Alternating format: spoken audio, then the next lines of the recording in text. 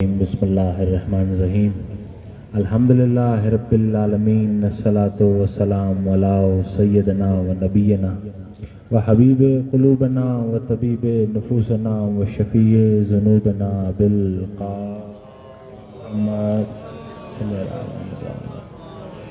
ثم صلاۃ والسلام علی ابن امہ و وصیہ و وزیرہ و خلیفتہ و صاحب اللواء والصاحب منبرہ الذی قال صلونی صلونی قبل ان تفقدونی علی ابن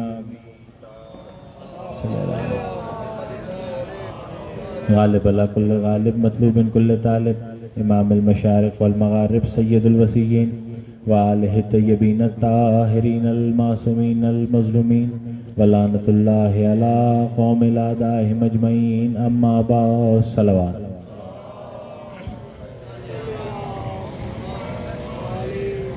تحقیق ارشاد خداوندی ہو رہا ہے کہ اے رسول ان لوگوں سے کہہ دو کہ میں تم میں سے کسی بالغ مرد کا باپ نہیں ہوں بلکہ اللہ کا رسول ہوں اور اس کی جانب سے نبی بنا کے بھیجا گیا۔ ان سے کہہ دو کہ میں تم میں سے کسی کا باپ نہیں ہوں بلکہ اللہ کا نبی ہوں۔ دیر بہت ہو گئی اور مجھ سے پہلے میرے بھائی آپ کے سامنے خطاب کر رہے تھے اور میں بار بار یہ کہتا ہوں، وہ کبھی کہتے ہیں 1 گھنٹہ پڑھا، کبھی 1.5 گھنٹہ پڑھا۔ ہمارا یہ ماننا ہے کہ کتنے خوش نصیب تھے کہ 1 گھنٹے سے بیوی ان کو سن رہی تھی اور 1 گھنٹے سے وہ بیوی کے فضائل بیان کر رہے تھے۔ درود پڑھیے محمد و آل محمد پر۔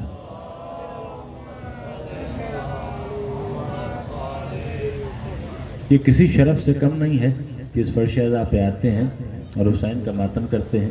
ایک ایک لمحہ عبادت میں شمار ہو رہا ہے۔ جتنی دیر یہاں بیٹھیں گے اتنی خوش قسمتی لے کے آئیں۔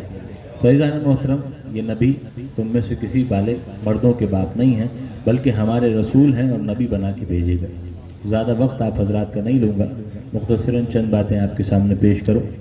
دیکھیے، تمہید کے طور پہ ایک بات عرض کرنا بڑا ضروری ہے کہ تاریخ انسانی میں کئی ادیان ہیں جو آپ کو مل جائیں گے۔ عیسائی بھی ایک مذہب کا نام ہے، یہودیت بھی مذہب کا نام ہے، اور بتوں کی پوجا کرنے والے بھی اپنا دین رکھتے ہیں۔ ان تمام ادیان میں ایک دین ہے اسلام جس کے ہم ماننے والے ہیں۔ مگر ہم نے تاریخ اٹھا کے دیکھی تو عیسائی جناب عیسیٰ کو اللہ کا بیٹا مانتے ہیں، حالانکہ انجیل میں خدا نے کہیں یہ نہیں کہا کہ یہ عیسیٰ میرے بیٹے ہیں۔ نہ عیسیٰ نے کبھی اپنی زبان سے کہا کہ میں اللہ کا بیٹا ہوں، مگر کیونکہ اللہ کا بیٹا ہونا عیسائیوں کے نزدیک زیادہ فضیلت ہے بنسبت اس کا نبی ہونے کے، تو انہوں نے جناب عیسیٰ کو خدا کا بیٹا کہنا شروع کر دیا۔ وہیں سے عیسائی دین کی پہل ہے جو ہو گئی۔ آگے چلیے کہ جناب موسیٰ کو ماننے والے آج دنیا میں یہودی کہلاتے ہیں۔ ان کا ماننا یہ ہے کہ جناب موسیٰ اللہ کے آخری نبی تھے۔ اللہ کے آخری نبی جناب موسیٰ ہیں، ان کے بعد کوئی نہیں آئے۔ قرآن میں کہیں خدا نے نہیں کہا کہ موسیٰ میرا آخری نبی ہے۔ اس قوم سے خدا نے کہیں نہیں کہا کہ موسیٰ میرا آخری نبی ہے۔ نہ موسیٰ نے کہا کہ میں آخری نبی ہوں، بلکہ کہتے رہے میرے بعد آنے والا آخری ہوگا۔ مگر نہ موسیٰ نے کہا نہ خدا نے کہا۔ پھر بھی موسیٰ کے ماننے والے موسیٰ کو اللہ آخری نبی مانتے ہیں۔ بتوں کو ماننے والے اپنے بتوں کو پیشوا کہتے ہیں، ان کے آگے انہیں حاجت روا مانتے ہیں، حالانکہ کبھی پتھر سے آواز نہیں آئی کہ ہم سے مانگو، کبھی پتھر نے نہیں کہا کہ ہم خدا کے نمائندے ہیں۔ اس کا مطلب جتنے بھی دین کے ماننے والے ہیں وہ اپنے پیشوا کو بڑھا کے بیان کرتے ہیں۔ عیسیٰ نے نہیں کہا میں خدا کا بیٹا ہوں، مگر ماننے والے کہتے ہیں۔ موسیٰ نے نہیں کہا میں آخری نبی ہوں، مگر ماننے والے کہتے ہیں۔ پتھر نے نہیں کہا میں خدا ہوں، مگر ماننے والے کہتے ہیں۔ اس کا مطلب جتنے دین ہیں وہ اپنے پیشوا کو ہمیشہ بڑھا کے بیان کرتے ہیں۔ عیسائی اپنے پیشوا کی تعریف کرتا ہے، یہودی اپنے موسیٰ کی تعریف کرتے ہیں، بتوں کو ماننے والے پتھر کی تعریف کرتے ہیں۔ ہمیں دنیا میں یہ واحد مسلمان نظر آیا کہ ہر ایک تو اپنے پیشوا کو بڑھا کے بیان کرتا ہے۔ یہ واحد مسلمان ہے جو فضیلت محمد کو دی گئی، یہ اس فضیلت کا بھی انکار کرتا ہوا نظر آتا ہے۔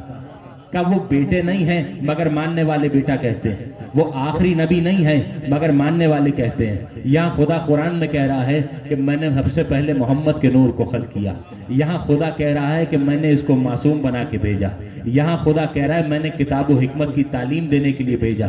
نبی خود بھی اپنی زبان سے کہہ رہے ہیں کہ میں تمہارے درمیان ہدایت کے لیے آیا۔ خدا کہہ رہا ہے میں نے معصوم بنایا، دنیا کہہ رہی ہے خطا ہو جاتی تھی۔ خدا کہہ رہا ہے میں نے نور سے بنایا، دنیا کہہ رہی ہے خاکی تھے۔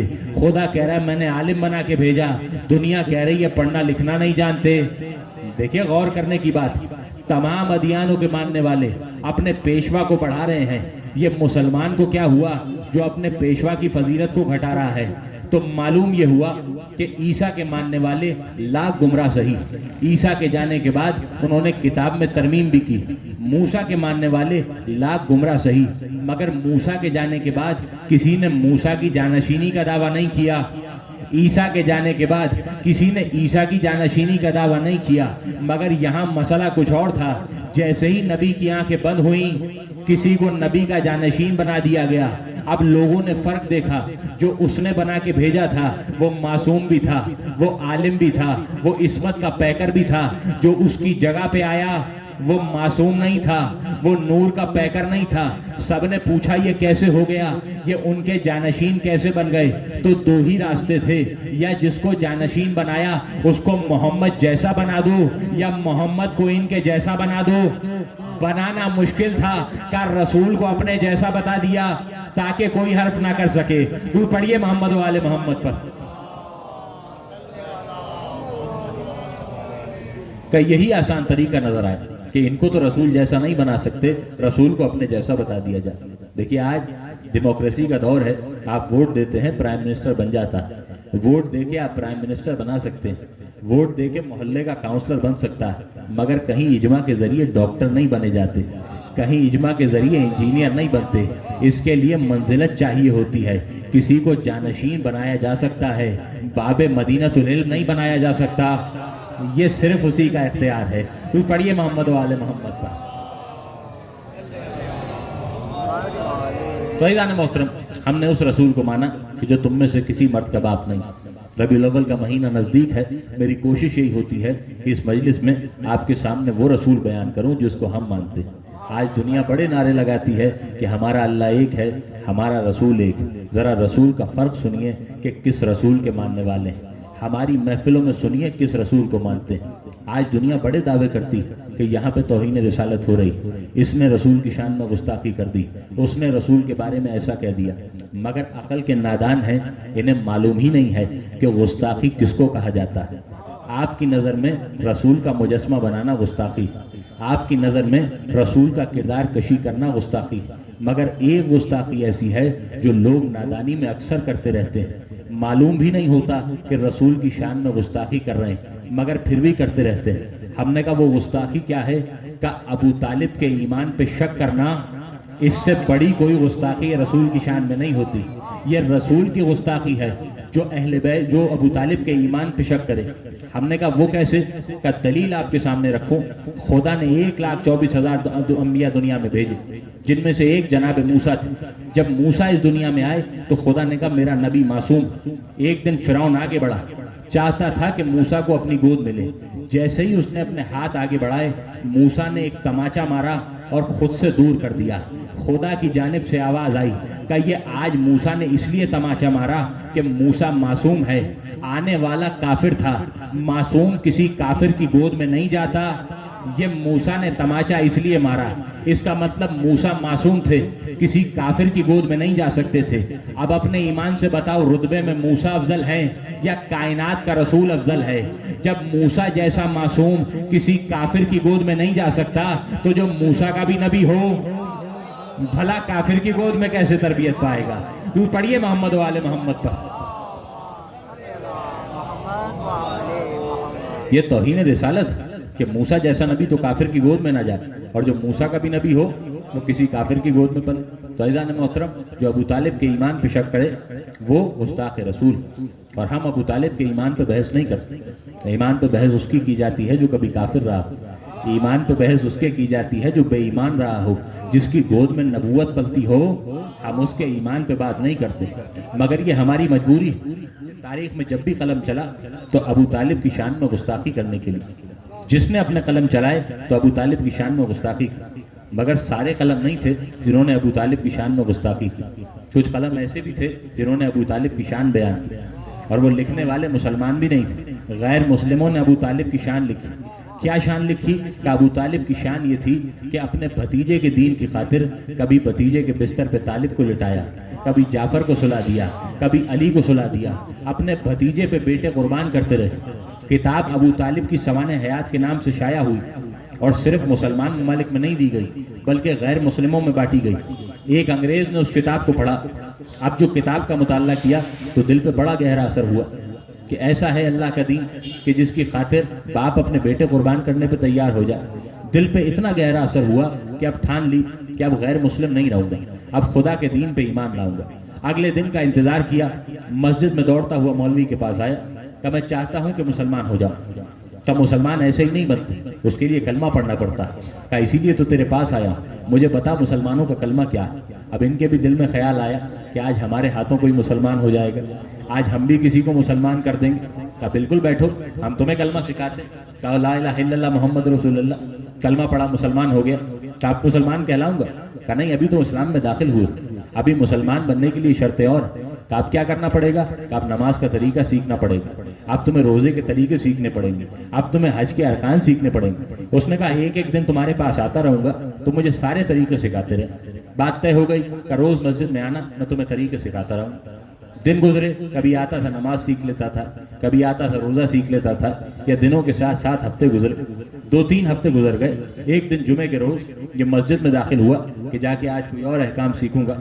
اب جو مسجد میں داخل ہوا تو دیکھا کہ وہی مولوی جمعے کا خطبہ دے رہا۔ اس نے تھوڑی دیر بیٹھ کے خطبے کو سنا تو خطبے میں وہ مولوی کہہ رہے تھے کہ دیکھیے کیسا ہے خدا کا دین کہ ساری زندگی ابو طالب نے محمد کو پالا، لیکن آخری وقت میں رسول کہتے رہے کہ آپ کلمہ پڑھ لیجئے، مگر اللہ کے اس نبی کے چچا نے کبھی کلمہ نہیں پڑھا۔ دیکھیں مستند روایت ہے، آپ کو ہر جگہ مل جائے گی کہ جب آخری وقت تھا تو رسول ابو طالب کے کان میں آ کے کہنے لگے چچا آخری وقت ہے، اب تو کلمہ پڑھ لیجئے، مگر جناب ابو طالب نے کہا کہ عبد المطلب کی اولاد کے سامنے مجھے شرمندہ نہ کرو۔ آخری وقت میں کہا کہ کلمہ پڑھ لیجئے، مگر ابو طالب نے کلمہ نہیں پڑھا۔ ہمیں حیرت اس بات کی ہے کہ یہ درمیان میں مائک لگا ہوا ہے، میرا مقصد اپنی آواز آپ تک پہنچانا ہے تو مائک لگا ہوا ہے۔ اگر کوئی راز کی بات کرنی ہو تو میں اس مائک کا استعمال نہیں کروں گا، میں وہ بات چپکے سے آپ کے کان میں کہوں گا۔ ہمیں حیرت ہے دنیا کے کانوں پر کہ نبی نے کان میں کچھ کہا اور ان کے کانوں نے آواز کو سن لیا۔ بھائی بڑے تیز کان تھے کہ کان کی بات کو سن لیا، مگر بڑے بھولے کان تھے، جو رسول نے کان میں کہا وہ سمجھ میں آ گیا، جو غدیر کے میدان میں کہا وہ آج تک کسی کو یاد نہیں ہے۔ تم پڑھیے محمد و آل محمد پر۔ تو عزیزان محترم، جب اس نے سنا کہ مولوی ممبر سے کہہ رہا ہے کہ ابو طالب نے کلمہ نہیں پڑھا تو دل کو بڑی ٹھیس پہنچی کہ جس کی سوانح حیات پڑھ کے میں مسلمان ہو گیا، یہ ممبر سے کہہ رہا ہے کہ وہی کافر تھا۔ دل کو بڑا زخم لگا۔ اس نے تھوڑی دیر انتظار کیا، کچھ سوچا اور انتظار کیا کہ مولوی ممبر سے نیچے اتر گیا۔ مولوی ممبر سے اترا، اس نے پیچھے پیچھے چلنا شروع کیا۔ مولوی نے محسوس کیا کوئی پیچھے آ رہا ہے، اب جو پلٹ کے دیکھا تو وہی کافر ہے جس کو مسلمان کیا تھا۔ پریشانی سے دیکھنے لگا کہ نہ جانے میرے پیچھے کیوں آ رہا ہے۔ مولوی آگے آگے چلا، بندہ اس کے پیچھے پیچھے گیا۔ اب جو قدم کی رفتار تیز ہوئی تو اس نے دل میں سوچا کہ کہیں کوئی ایجنٹ تو نہیں تھا، مسلمان ہونے کے بہانے آیا، آج ہم پہ حملہ کرنے کے لیے آیا۔ اب قدم اور تیز ہو گئے، دوڑ کے گھر کی جانب جانے لگا۔ یہ شخص بھی پیچھے پیچھے دوڑا۔ اس نے چاہا کہ گھر میں جا کے دروازہ بند کرے، مگر اس نے ہاتھ سے دروازے کو روک دیا۔ کہ مولوی تیرے ہاتھوں مسلمان ہوا، مجھ سے ڈر کے کیوں بھاگ رہا؟ کہ ایسے جاسوسوں کی طرح میرے پیچھے نہ آؤ، کوئی بات کرنی ہے تو مسجد میں پوچھنا۔ کہ نہیں، بات مسجد میں پوچھنے والی نہیں، تمہارے گھر کی بات۔ کہ کیا پوچھنے آیا؟ کہ تیرے محلے والوں نے بتایا ہے کہ تیرے گھر میں تیری ایک جوان بیٹی بھی ہے جو شادی کے قابل ہو گئی۔ بس جیسے ہی یہ سنا کہ لاہور پڑھ، تو کیسا مسلمان ہوا، دوسروں کی ناموز پہ نظر رکھے ہوا۔ کہ میں نے کوئی غیر شرعی بات تو کی نہیں ہے، تیری بیٹی شادی کے لائق ہو گئی، میں تو تجھ سے رشتہ مانگنے کے لیے آیا ہوں۔ کہ لاہور پڑھ، میں اپنی بیٹی کی شادی تجھ سے نہیں کروں گا۔ کہ کیوں نہیں کرے گا؟ تو نے کلمہ پڑھوایا ہے، تیری آنکھوں کے سامنے مسلمان ہوا، میں مسلمان ہوں، اپنی بیٹی کی شادی کیوں نہیں کرتا؟ کہ تو مسلمان ہو گیا، مگر تیرا باپ تو کافر تھا، میں کافر کے بیٹے سے اپنی بیٹی کی شادی نہیں کروں گا. توجہ کیجئے گا. کہا میں کافر کے بیٹے سے کبھی اپنی بیٹی کی شادی نہیں کروں گا. اس نے کہا مولوی ایک بات کا جواب دے. کہا کیا جواب دوں؟ کہا رتبے میں تیری بیٹی افضل ہے یا نبی کی بیٹی افضل تھی؟ کہا کیسی باتیں کرتا ہے؟ کہاں وہ کائنات کی شہزادی، کہاں یہ اس کی کنیز؟ کہا پھر اپنے ایمان سے بتا، جب تو ایک سادہ سا مولوی ہو کر ایک کافر کے بیٹے سے شادی نہیں کرتا تو جو کائنات کا نبی تھا بھلا ایک کافر کے بیٹے کو اپنی بیٹی دے دی. درود پڑھیے محمد و آل محمد پر.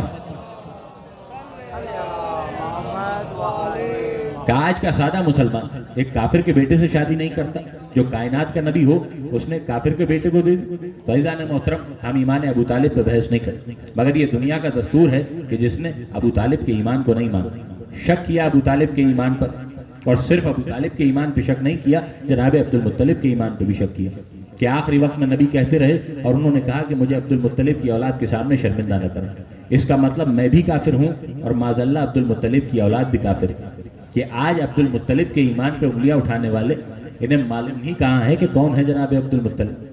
جب ابراہہ ہاتھیوں کا لشکر لے کر خدا کے گھر کو ڈھانے کے لیے آیا تو اس نے مکے میں قدم رکھا تو جناب عبد المطلب اس سے ملنے کے لیے گئے. وہ سمجھا کہ یہ رئیس مکہ ہیں، یہ یقیناً کعبے کو بچانے کے لیے آئیں گے. ایک مرتبہ عبد المطلب آگے بڑھے اور آگے بڑھنے کے بعد کہا کہ جب تیرا لشکر مکے میں داخل ہوا تو میرے کچھ بھیڑیں تھیں جسے تیرے لشکر والوں نے قید کر لیا. میں اپنی بھیڑیں چھڑانے کے لیے تیرے پاس آیا. اب جو ابراہہ نے سنا تو ایک مرتبہ حیرت سے دیکھنے لگا. کہا آپ تو مکے کے سرداروں میں سے، مجھے تو یہ لگا تھا آپ خدا کا گھر بچانے کے لیے آئیں گے، آپ تو اپنے بھیڑ بچانے کے لیے آ گئے. سنیں گے کون ہے جناب عبد المطلب؟ کہا سن، یہ بھیڑیں میری ملکیت ہیں، اس لیے ان کو میں بچانے کے لیے آیا ہوں. یہ کعبہ جس کا گھر ہے وہ اس کو بچانے کی قدرت رکھتا ہے. آج لاکھ دنیا ابو طالب کے ایمان پہ سوال کرے مگر یہ تو ماننا پڑے گا کہ عبد المطلب کے یقین کی وجہ سے خدا نے اپنا کعبہ بچا لیا. درود پڑھیے محمد و آل محمد پر. کہ دنیا نے عبد المطلب کو نہیں سمجھا. کون ہے عبد المطلب؟ تھوڑا آپ کے سامنے مفہوم پیش کرو. آج گفتگو جناب عبد المطلب پہ رہی. کون عبد المطلب؟ کہ جب اولاد نہیں ہوتی تھی تو ایک دن عبد المطلب نے منت مانی کہ اگر خدا نے مجھے بیٹا عطا کیا تو میں اپنا بیٹا خدا کی راہ میں قربان کر دوں. جناب رسول خدا کا لقب ذو الشہادتین بھی ہے. دو ذبیحوں کی اولاد بھی کہا جاتا ہے. کیوں کہا جاتا ہے؟ کہ ایک جناب اسماعیل تھے جن کی اولاد میں سے، اور ایک یہ جناب عبد المطلب جن کی وجہ سے رسول کے پاس یہ لقب آیا کہ دو ذبیحوں کی اولاد کہلانے لگی. جناب عبد المطلب نے منت مانگی کہ اگر خدا نے بیٹا دیا تو ایک بیٹا خدا کی راہ میں قربان کروں. وہ خدا کہ جو حسین کے کہنے پر راہب کو 7 بیٹے دے دے، اس نے عبد المطلب کو 10 بیٹے عطا کیے. جب 10 بیٹے عبد المطلب کو مل گئے تو ایک دن دل میں خیال آیا کہ اب منت کو پورا کرنے کا وقت آ گیا، ایک بیٹا خدا کی راہ میں قربان کروں گا. مگر یہ فیصلہ نہ ہو سکا کہ کون سا بیٹا خدا کی راہ میں قربان کروں. تو کسی نے مشورہ دیا کہ آپ پرچیوں پہ بیٹوں کے نام لکھیے اور جس کی پرچی آپ کے ہاتھ میں آ گئی اس کو خدا کی راہ میں قربان کی. اب عبد المطلب نے قرعہ ڈالا، تمام بیٹوں کے نام لکھے. جیسے ہی قرعے کی پرچی کھولی تو جناب عبداللہ کا نام آیا جن کی گود میں جناب رسول خدا نے آنا تھا. عبداللہ کا نام قرعے میں آیا. جناب عبد المطلب نے تیاری کی کہ اب میں اپنے عبداللہ کو خدا کی راہ میں قربان کروں گا. لے کے گئے اور چاہتے تھے کہ قربان کریں. جناب عبداللہ کو زمین پہ لٹایا. عبد المطلب نے ہاتھ میں چھری لی. ابھی دور نہیں تھے کہ عبد المطلب کی چھری چل جاتی یا دوڑ کے جناب ابو طالب آئے. ایک مرتبہ باپ کے ہاتھ کو روکا، کہا بابا عبداللہ کو قربان نہ کیجئے، عبداللہ اور اونٹوں کے نام قرعہ ڈالیے. دیکھیے خدا کی مرضی کیا ہے. دنیا یہ تو لکھتی ہے کہ عبد المطلب نے بیٹا قربان کیا، مگر یہ کوئی نہیں لکھتا کہ اگر اس دن ابو طالب کا ہاتھ نہ آتا تو عبد المطلب کی چھری چل جاتی، عبداللہ قربان ہو جاتے. تو پڑھیے محمد والے محمد پر. کا اونٹ اور عبداللہ کے نام قرعہ ڈالا گیا. ایک اونٹ اور عبداللہ کے نام قرعہ ڈالا تب بھی نام عبداللہ کا آیا. 10 اونٹوں کے ساتھ ڈالا گیا تب بھی نام عبداللہ کا آیا. حد یہ ہوئی کہ 100 اونٹوں کے نام قرعہ ڈالا گیا تب جا کے قرعہ اونٹوں کے نام آیا. 100 اونٹوں کی قربانی دی، عبداللہ کی جان خدا نے بخش دی. تو یہ ہے جناب عبد المطلب. دنیا کیا ان کے ایمان پہ بحث کرے گی؟ حیات القلوب میں علامہ مجلسی لکھتے ہیں کہ ایک رات جناب عبد المطلب نے خواب دیکھا. کیا خواب دیکھا؟ کہ میری پشت سے ایک تناور درخت ہے جو بلند ہوا. پھر وہ درخت اس طرح پھیلنے لگا کہ اس کی شاخیں آسمان کو چھونے لگی اور وہ درخت بلند ہوتا چلا گیا۔ یا پھر میں نے دیکھا اس درخت میں سے ایسا نور ہے کہ جو بلند ہوا کہ جس کے سامنے سورج کی روشنی بھی مان پڑنے لگی۔ وہ نور دیکھتے دیکھتے تمام دنیا پہ چھا گیا اور پوری دنیا اس نور کے لیے تعظیم کے سجدے میں جھک گئی۔ یہ جناب عبد المطلب کہتے ہیں میں نے خواب میں دیکھا کہ جب وہ نور پھیل گیا تو قریش کے کچھ لوگ آئے اور وہ چاہتے تھے کہ اس درخت کی جڑوں کو کاٹ دیں، مگر میں نے دیکھا سامنے سے خوبصورت نوجوان آیا جس نے ان قریش کی آنکھوں کو پھوڑ دیا اور کمر کی توڑ دیا۔ دیکھیں عبد المطلب کا خواب، اگلے دن بیدار ہوئے، ایک عالم کے پاس آئے اور آنے کے بعد پورا خواب بیان کیا کہ رات میں نے ایسے ایسے خواب دیکھا، ایک درخت ہے جو میری پشت سے نمودار ہوا اور اس کی شاخیں آسمان کو چھونے لگی، کچھ لوگوں نے اس کو نقصان پہنچانا چاہا، یا ایک جوان آیا جس نے ان کی آنکھوں کو پھوڑ دیا، ان کی کمر کو توڑ دیا۔ یہ جملہ ذہن میں رکھیے گا، آپ کو معلوم ہوگا عبد المطلب کون۔ وہ عالم کہتا ہے کہ آپ نے جو خواب دیکھا وہ خواب کوئی معمولی خواب نہیں، خدا نے آپ کے صلب میں ایک نبی کو رکھا، وہ نور اسی نبی کا نور تھا جو آپ کی صلب میں سے آنے والا۔ پھر عبد المطلب نے پوچھا وہ کون لوگ تھے جو اس کو نقصان پہنچانے لگے؟ کہا وہ اسلام کے دشمن تھے جو آپ کے اس نبی کو نقصان پہنچائیں گے۔ ابھی تو عبد المطلب نے پوچھا وہ جوان کون ہے؟ کہا وہ بھی آپ کی صلب میں سے آنے والا ایک نوجوان ہے جو اس رسول کی محافظت کرے گا، اور جو رسول کے خلاف آئیں گے وہ ان کی آنکھوں کو پھوڑ دے گا، ان کی کمر کو توڑ دے گا۔ ہمیں سمجھ میں نہیں آیا کہ وہ کون جوان ہوگا، اگر دعوت ذوالعشیرہ کا یہ جملہ یاد نہ آتا جب نبی نے کہا کون ہے جو میری نصرت کرے، میرا مولا کھڑا ہوا، کہا یا نبی اللہ میں آپ کی نصرت کروں گا، اور جس نے نگاہ بد آپ کی طرف ڈالی میں اس کی آنکھوں کو پھوڑ دوں گا، اس کی کمر کو توڑ دوں گا۔ درود پڑھیے محمد و آل محمد پر۔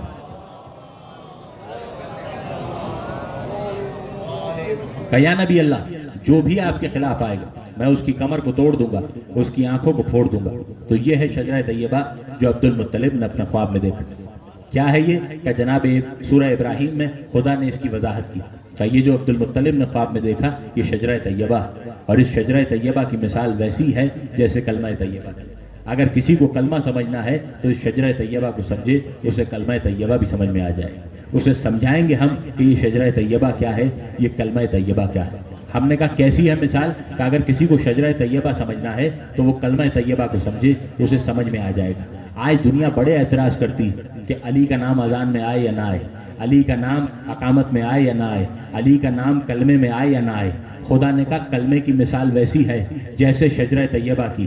ہم نے کہا آئیے شجرہ طیبہ کو دیکھیں، آپ کو کلمہ طیبہ سمجھ میں آ جائے گا۔ ہم نے کہا کہاں نظر آیا یہ شجرہ طیبہ؟ کہ فتح مکہ کے موقع پر جب نبی مکے میں داخل ہوئے تو ایک مرتبہ لوگوں کو مخاطب کیا کہ آؤ کعبے کو بتوں سے پاک کریں، تم میرے ساتھ چلو اور ان بتوں کو کعبے سے نکال کے پھینک دو۔ سب نے اپنی گردنیں جھکا دی۔ کہا یا رسول اللہ یہ کام ہم نہیں کر سکتے۔ کہا کیوں نہیں کر سکتے؟ کہا ہم ان کی پرستش نہیں کرتے، مگر ہمارے اجداد ان کو پوجتے تھے، جن کو پوجتے آئے ہوں آج اپنے ہاتھوں سے ان کو نہیں توڑیں گے۔ نبی نے پوچھا کوئی ہے جو چل کے مدد کرے؟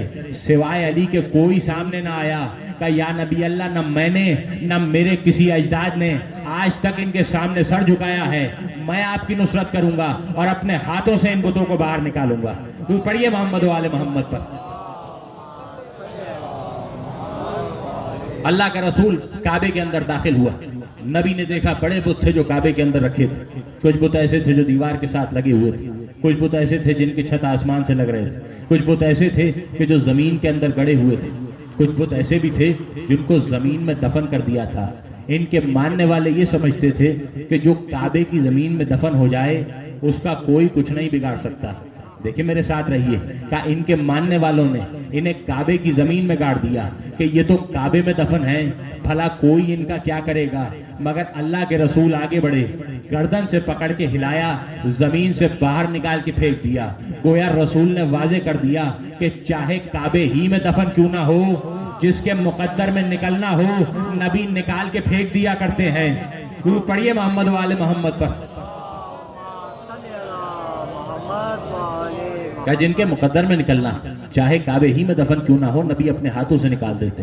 ہم نے کہا کہاں ہے شجرہ طیبہ؟ کہ جب سارے بت نکال چکے تو ایک مرتبہ رسول نے علی کو پاس بلایا، کہا یا علی ہمارے دوش پہ سوار ہو جائیے، یہ جو بت اونچے رکھے ہیں آپ ان کو اپنے ہاتھوں سے گرائیے۔ علی رسول کے کھانوں پہ سوار ہوئے، رسول کے قدم زمین پہ ہیں، علی دوش رسول پہ سوار ہیں، یا ایک مرتبہ رسول نے پوچھا کہ یا علی ہاتھ کہاں تک پہنچ رہے ہیں؟ اور علی نے جواب دیا یا رسول اللہ خدا کے عرش سے جو چیز کہیے آپ کی خدمت میں لے آؤں۔ ہم نے کہا کیا ہے شجرہ طیبہ؟ کہ جس کے پیر زمین میں ہوں گے، جس کی شاخیں آسمان کو چھو رہی ہوں گی۔ اب آئیے کعبے کو دیکھ کے کلمہ پڑھیے، کعبے کو دیکھ کے کہیے لا الہ الا اللہ، محمد کے پیروں کو دیکھ کے کہیے محمد رسول اللہ، علی کے ہاتھوں کو دیکھ کے کہیے علی ولی اللہ۔ جو شجرہ طیبہ ہے وہیں سے کلمہ طیبہ مل جائے گا۔ پڑھیے محمد و آل محمد پر۔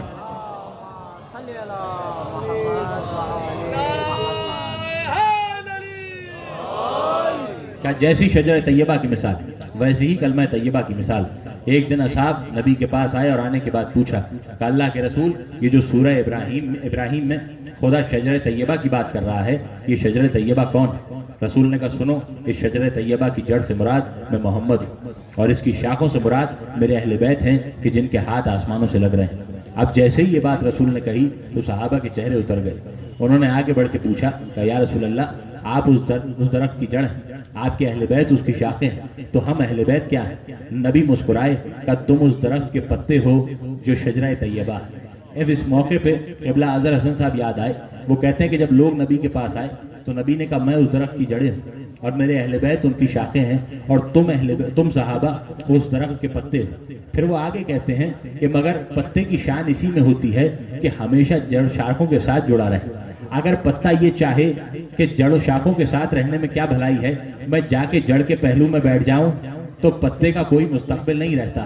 پتا تب تک زندہ رہتا ہے جب تک شاخوں سے جڑا رہے۔ جہاں شاخ کو چھوڑ کے جڑوں کے پہلو میں آ کے بیٹھا وہاں ایک دن تو ہرا رہے گا، مگر اگلے دن سوکھنا شروع ہو جائے گا۔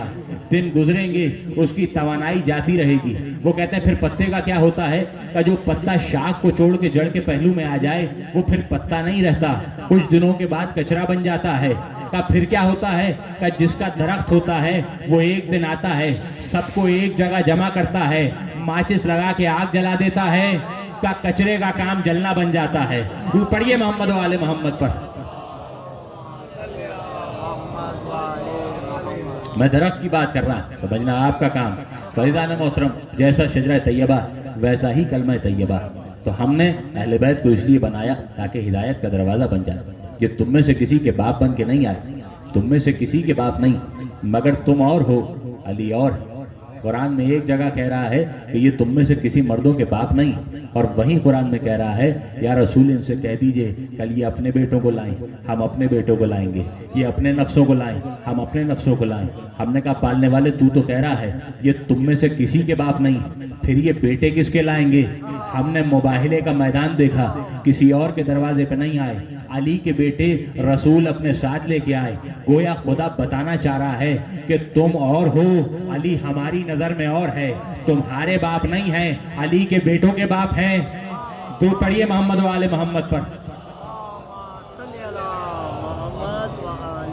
نبی مباہلے میں علی کے بیٹوں کو ساتھ لے کے آئے۔ بات مباہلے کی آئی ہے تو عرض کروں، جب یہ مباہلے والے نبی کے پاس آئے تو نبی نے خود دعوت دے کے بلایا، مگر جب نبی کی خدمت میں آئے اور آنے کے بعد سلام کیا تو نبی نے ان کی بات کا جواب نہیں دیا، نبی نے سلام کا جواب نہیں دیا، بلکہ منہ موڑ کے بیٹھ گئے۔ تھوڑی دیر انہوں نے انتظار کیا کہ شاید نبی ہم سے کلام کرے۔ جب کافی دیر تک نبی نے کوئی بات نہ کی تو اٹھ کے مسجد سے باہر آئے اور لوگوں سے کہنے لگے کہ تم تو کہتے تھے کہ اخلاق کے اعلیٰ درجے پہ فائز ہے، تم تو کہتے تھے یہ اخلاق کا پیکر ہے، دیکھو اتنی دیر تک بیٹھے رہے، ہمارے سلام کا بھی جواب نہیں دیا، تمہارے نبی نے ہم سے گفتگو نہیں کی، سنیں گے کیا جواب ملا؟ کہ ہمیں نہیں معلوم کیوں بات نہیں کی، جو مزاج رسول سمجھتا ہے جا کے اسی سے پوچھو کہ بات کیوں نہیں کی۔ کہ کون سمجھتا ہے مزاج؟ کہ جاؤ علی کے دروازے پہ جاؤ، وہ بتائیں گے نبی نے کیوں بات نہیں کی۔ اب یہ دوڑے ہوئے علی کے پاس آئے کہ آپ تو کہتے ہیں آپ کا نبی اخلاق کے اعلیٰ درجے پہ فائز، ہم اتنی دیر تک بیٹھے رہے، آپ کے نبی نے کوئی بات نہیں کی، ہم سے کوئی کلام نہیں کیا۔ بس جیسے ہی انہوں نے کہا کہ نبی نے بات نہیں کی، ایک مرتبہ میرے مولا نے اپنی نگاہیں اٹھائیں، اوپر سے لے کے نیچے تک ان کو دیکھا، ایک عجیب سوال کیا کہ اسی حلیے میں گئے تھے نبی کے پاس؟ کہ یا علی اسی حلیے میں گئے تھے۔ اب جو حلیہ دیکھا تو سونے کی شیروانی پہنی ہوئی تھی، چاندی کی ٹوپی رکھی ہوئی تھی۔ کہ اس عالم میں جاؤ گے تو اللہ کا نبی کبھی نہیں ملے گا، کہ جاؤ قمبر سادہ لباس لے کے آؤ، ہم سکھائیں گے نبی سے کیسے ملا جاتا ہے۔ درود پڑھیے محمد و آل محمد پر۔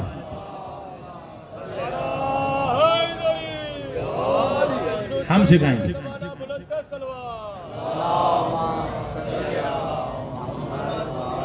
ہم سکھائیں گے نبی کی بارگاہ میں کیسے جایا جاتا ہے. قمر سادہ لباس لے کے آئے, اب سادہ لباس زیب تن کیا, نبی کی خدمت میں آئے, اب نبی نے سلام بھی کیا, ان کا حال احوال بھی پوچھا. جب کافی دیر تک گفتگو ہوئی تو ایک مرتبہ پوچھا کہ یا نبی اللہ, جب پہلے آئے تھے تو آپ نے سلام کا بھی جواب نہیں دیا, آپ نے ہم سے کوئی بات بھی نہیں کی, اب جو آئے ہیں تو سلام بھی کر رہے ہیں, احوال پرسی بھی کر رہے ہیں, جب پہلے آئے تو آپ نے بات کیوں نہیں کی؟ سنیں گے نبی نے کیا جواب دیا. کہ جب تم پہلے آئے تھے تو تم اکیلے نہیں تھے, تمہارے ساتھ شیطان بھی آیا تھا. کہ تم اکیلے نہیں تھے, تمہارے ساتھ شیطان بھی آیا تھا. معصوم کبھی شیطان کا جواب نہیں دیتے, چاہے کلام کا جواب ہو یا کسی کے سلام کا جواب ہو. درود پڑھیے محمد و آل محمد پر. کیا معصوم پھر سلام کا جواب نہیں دیتے, چاہے کسی کے سلام کا ہو یا جواب کسی کے کلام کا ہو؟ 13 دن تک نبی سے بحث کرتے رہے. نبی آیتیں سناتے رہے, یہ آیتوں کی رد کرتے رہے. سورہ ہم سنائی, انہوں نے آیتوں کی رد کی. سورہ مزمل سنائی, انہوں نے سوروں کی رد کی. تمام سوروں کی رد کرتے رہے. 13 دن تک اللہ کا نبی انہیں قرآن سناتا رہا, یہ قرآن کا انکار کرتے رہے. آیتیں سناتا رہا, یہ آیتوں کا انکار کرتے رہے. یا 14ویں دن خدا نے کہا اے نبی ان سے کہہ دو یہ اپنے بیٹوں کو لائیں, تم اپنے بیٹوں کو لاؤ گے, یہ اپنی نفسوں کو لائیں, ہم اپنی نفسوں کو لائیں گے. اب جو جھوٹا ہے اس پہ خدا کی لعنت ہوگی. میں نے کہا پالنے والے 13 دن تک تیرا نبی قرآن سناتا رہا, تو نے ان پہ لعنت کا حکم نہیں دیا, یہ آج حکم لعنت کیوں آ رہا؟ کہ تم نے مباہلے کا واقعہ نہیں سنا. 13 دن تک میرا نبی سورہ سناتا رہا, یہ سوروں کی رد کرتے رہے, مگر آج میرے نبی نے انہیں سورہ اخلاص سنایا, انہوں نے سورہ اخلاص کی بھی رد کر دی. میرا مزاج برہم ہوتا ہے جب کوئی سورہ اخلاص کی مخالفت کرے, جب کوئی سورہ اخلاص کو رد کرتا ہے میں اس سے بحث نہیں کرتا, پھر اس پہ میری جانب سے لعنت آتی ہے. میں کیا کروں, مجھے رسول کی حدیث یاد آئی, یا علی تیری مثال ویسی ہے جیسے قرآن میں سورہ اخلاص کی مثال ہے. جو سورہ اخلاص کی رد کرے کہ نبی بحث نہیں کرو, اب ان پہ لعنت بھیجی جائے گی. درود پڑھیے محمد و آل محمد پر. جو علی کی رد کر دے, اب حکم نہیں ہے کہ اس سے بحث کرو, اب اس پہ خدا کی لعنت بھیجی جائے گی. عزیزان محترم, بس اپنی گفتگو کو سمیٹ, آپ ایک غریب کا ماتم کرنے کے لیے آئے. ایک واقعہ میرے مولا کی شان میں سنیے, آپ کی زحمت کو تمام. کون کہ جن کو ہم نے علم غیب دے کے بھیجے, ان کے علم پہ تمہیں اختیار نہیں کہ شک کرو, کبھی ان کی بات پہ شک نہ کرو. واقعہ آپ کے ذہنوں میں ہوگا, کوفے کی مسجد میرا مولا نماز پڑھا رہا. پرانے زمانے میں لوگ دہی ایسے نہیں لے کے جاتے تھے جیسے آج تھیلیوں میں جاتا ہے, پہلے سامان چھوٹے چھوٹے برتنوں میں جاتا تھا. ایک شخص اپنے گھر دہی لے کے جا رہا تھا, یا راستے میں مسجد پڑی, اس نے سوچا تھوڑی دیر نماز پڑھ لوں اس کے بعد اپنے گھر کو جاؤں. دہی کو باہر رکھا, مسجد میں نماز پڑھنے کے لیے چلا گیا. نماز تمام ہوئی تو باہر آیا, دیکھا دہی کے اندر کسی کے منہ کا نشان. اب جو چاروں طرف نظر دوڑائی تو دیکھا سامنے سے ایک نجس جانور جا رہا ہے اور اس کے چہرے پہ بھی ویسا ہی نشان. دل میں خوف آ گیا کہ شاید یہی جانور ہے جس نے میرے دہی میں منہ مار دیا. ابھی یہ سوچ ہی رہا تھا کہ اندر سے میرا مولا آیا, اور آنے کے بعد کہا کیوں پریشان, پھر دہی نجس نہیں, اس کو گھر لے جائیے, استعمال کے قابل. کہا یا علی آپ بھی تو نماز پڑھ رہے تھے, آپ نے بھی تو اس منظر کو نہیں دیکھا. دیکھیں آج ایسے لوگ نہیں ہیں, اس زمانے میں بھی تھے. امام کو اپنے جیسا سمجھتے تھے کہ نماز میں کچھ دیکھتا نہیں ہے. کہا تجھے نہیں معلوم یہ دہی نجس نہیں ہے, اس کو لے جا. کہا یا علی نہ آپ نے دیکھا نہ میں نے دیکھا, میرا دل مطمئن نہیں. یہ کہہ کے اس نے دہی کو پھینک دیا, واپس اپنے گھر چلا گیا. میرا مولا واپس مسجد میں آ گیا, امام کی بات پہ شک کیا اور دہی پھینک کے واپس آ گیا. کچھ دنوں کے بعد اسی مکے کے شہر میں ایک معصوم آدمی کا قتل ہو گیا. جس دن قتل ہوا یہ اپنے گھر میں جانور ذبح کر رہا تھا, اس کے کپڑوں پہ خون لگا ہوا تھا, ہاتھ میں چھری موجود تھی. جب آواز آئی کہ قتل ہو گیا تو یہ سننے کے لیے دوڑتا ہوا گھر سے باہر آیا. کہا کس کا قتل ہو گیا؟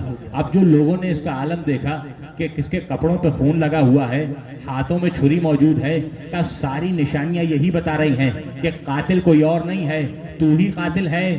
چل تجھے علی کے دربار میں لے کے چلے. لے کے علی کے دربار میں آئے. اب جو مولا نے اس کو آتے ہوئے دیکھا, میرا مولا مسکرایا, اس نے ہاتھ جوڑے, کہا یا علی میں قاتل نہیں ہوں, میں تو اپنے گھر میں جانور ذبح کر رہا تھا. ایک مرتبہ علی مسکرائے, کہا مجھے معلوم ہے آج قتل تو نے نہیں کیا, جیسے اس دن معلوم تھا کہ دہی جانور نے نجس نہیں کیا. درود پڑھیے محمد و آل محمد پر. کہا مجھے معلوم یہ قتل تو نے نہیں کیا، جیسے معلوم تھا کہ اس دن دہی نجس نہیں۔ کہا یا علی پھر فیصلہ سنائیے، جب آپ جانتے ہیں بے گناہ ہوں تو مجھے رہائی دیجیے۔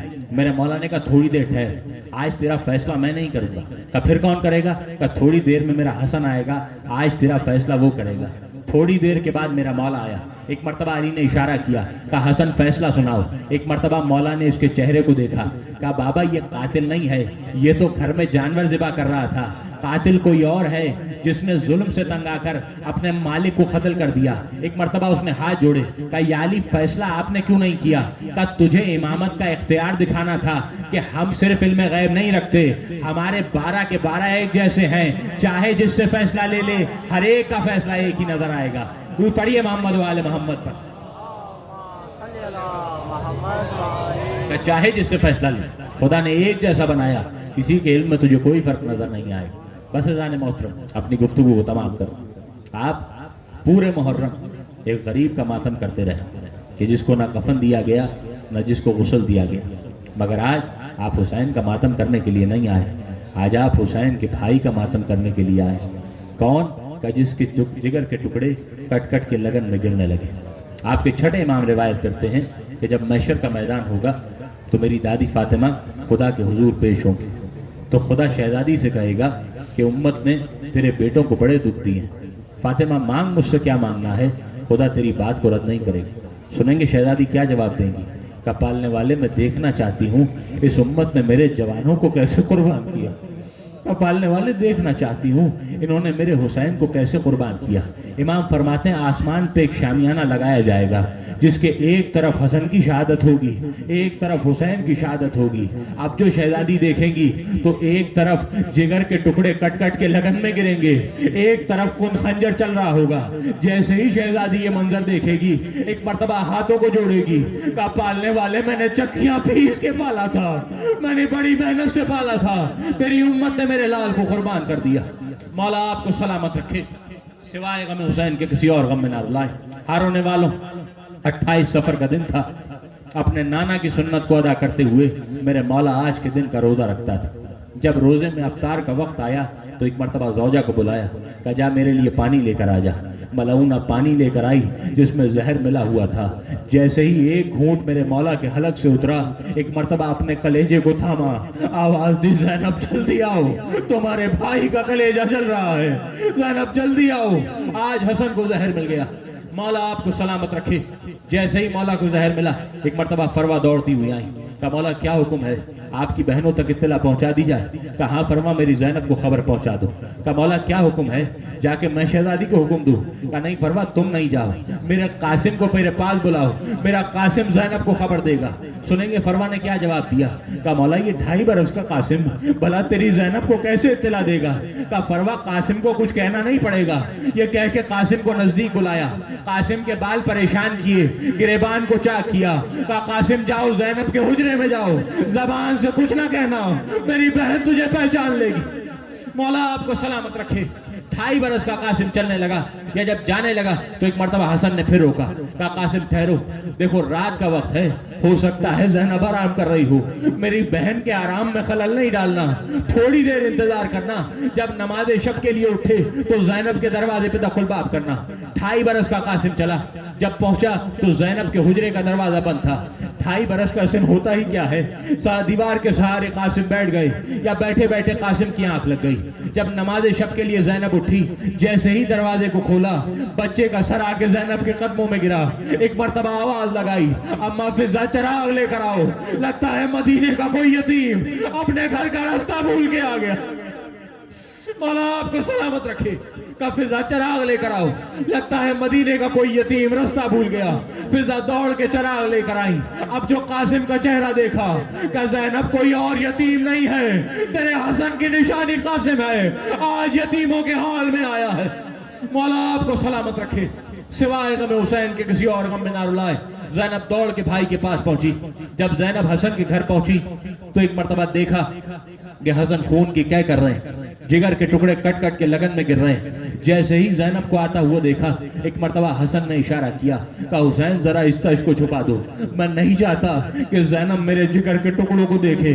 मौला कुर्बान तेरी अज़मत पे, तुझे गवारा नहीं है कि ज़ैनब तेरे जिगर के टुकड़े देखे। मौला करबला का मैदान होगा, 70 कदम का फासला होगा, 13 ज़रबों से हुसैन का सर काटा जाएगा। ज़ैनब हर एक मंजर अपनी आंखों से देखे। मौला आपको सलामत रखे, सिवाय गम हुसैन के किसी और गम में ना रुलाए। हर एक को वसीयत की। हसन इस दुनिया से चले गए। आप बाद में ताबूत की ज़ियारत करेंगे, सुनेंगे कितने गरीब का जनाजा।